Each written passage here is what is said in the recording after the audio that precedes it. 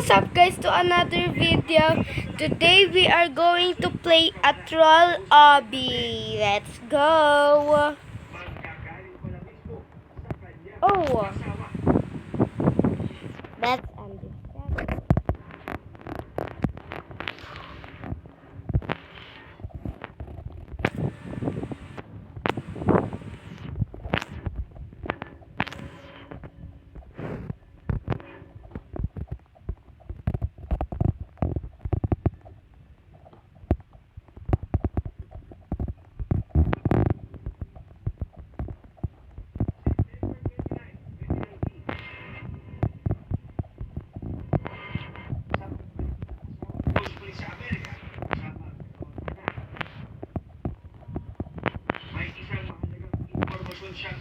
Oh, here comes the troll part.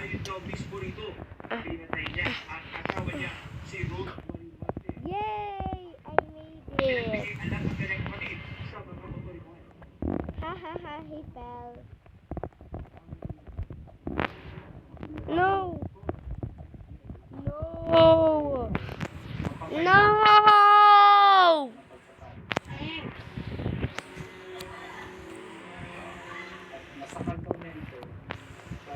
Let's go here. Oh. Mistake. Kami na.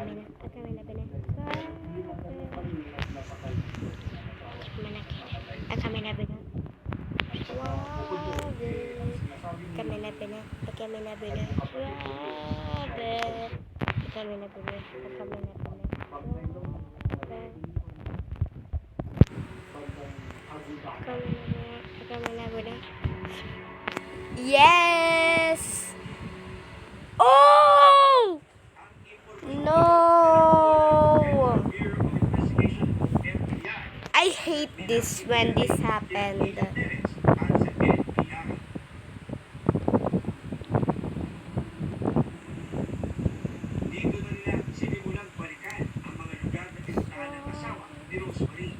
September 27, kung saan posible niyang itinapon ang bangkay ng kanyang asawa.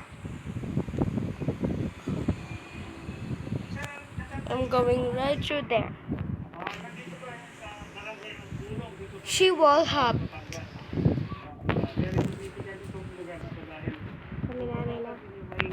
Oh! Oh! Where did I go with her? Yes. Yes. No! Yes! Yes. Trolling again. No!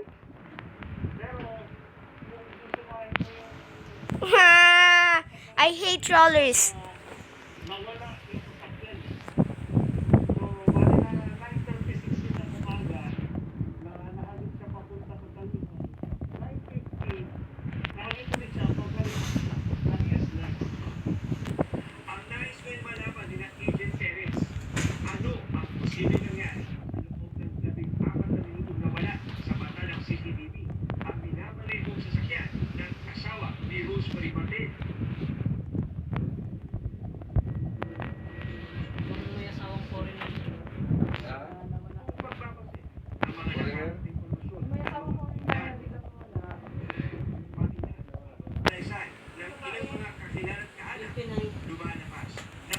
No!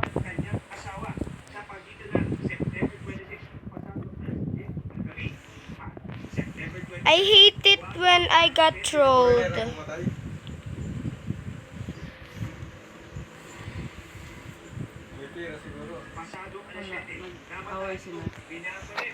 Manahimik ka.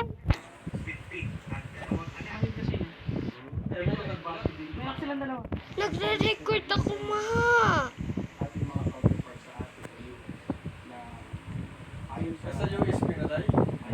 Mama, nagre-record naman ako eh. Ma, nagre-record ako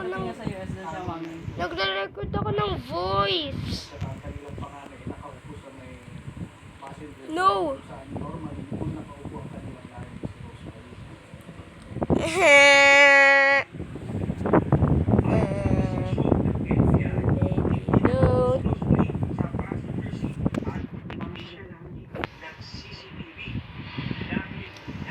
trawlers. I hate trawlers. Oh, how did he get stuck? He got stuck.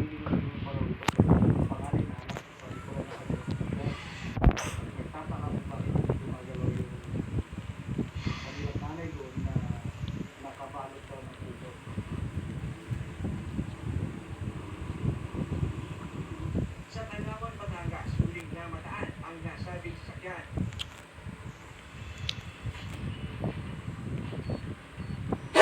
Sabi ng NBI, 14 years na walang kasabay bahagi ito ng Tanawan, Batangas dahil base nga sa huling CCTV na nakuha sa kanya, hindi yung katagal na hindi siya na nakita. Kaya susubukan natin i-trace back yung kanyang pinuntahan. 7 minutes papunta at 7 minutes pabalik. Para tingnan natin kung ano ang kanyang narating din sa lugar ko. Yes! Paano mo iba yung bilis? Ng takbo?